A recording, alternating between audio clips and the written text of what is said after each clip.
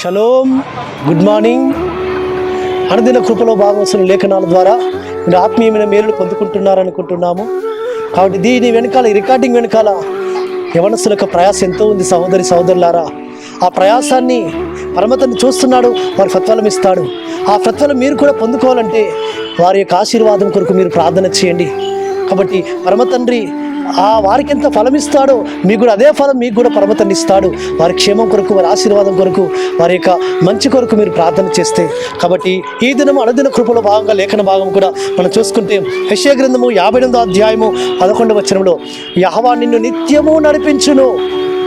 అను ప్రియులారా, మనము ఈ లోకంలో ఒక పని కొరకు, ఏదైనా సమస్య కొరకు, ఇరుకుల కొరకు, ఇబ్బందుల కొరకు ఉపవాసం ఉండి ప్రార్థిస్తుంటుంటాము కదా.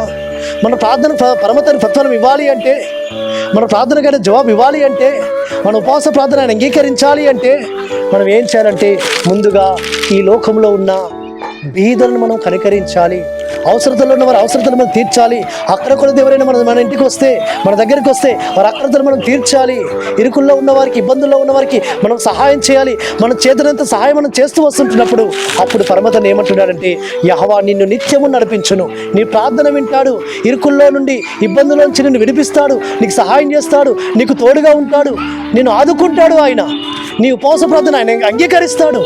కాబట్టి ఈ లోకంలో పరమతండ్రి మనల్ని నడిపించుటకు, ఆయన నిరంతరము తోడుగా ఉండి మనల్ని బలపరచుటకు ఆయన సిద్ధముగా ఉన్నాడు. ప్రియులారా, మనమే బీదలను మనం ఆదుకొని సత్క్రియలు చేసి పరమతండ్రి సన్నిధానంలో మనము ఆయన దృష్టికి యోగ్యులముగా కనబడి ఉపవాసం ఉండి అప్పుడు మనం ప్రార్థన చేస్తే మన ప్రార్థన పరమతండ్రి విని మనం నడిపిస్తాడు. మన చీకట్లో మనకు వెలుగునిస్తాడు. మన ఇరుకుల్లో, ఇబ్బందుల్లో ఆయన మన అవసరతలు తీర్చి ఇరుకుల నుంచి ఇబ్బంది విడిపిస్తాడు. ప్రియులారా, కాబట్టి అట్టి విధమైన కృప పరమతండ్రి మీకు నిరంతరము తోడుగా ఉండి మిమ్మల్ని నడిపించునుగాక. ప్రార్థన చేసుకుందాం.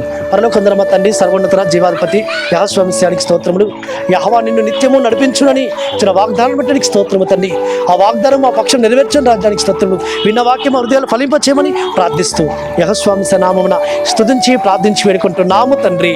ఆమేన్. సర్వోన్నతుడు, సర్వాధికారిని యెహోవా కృప నిరంతరం తోడుగా ఉండి మనం నడిపించునుగాక. ఆమేన్.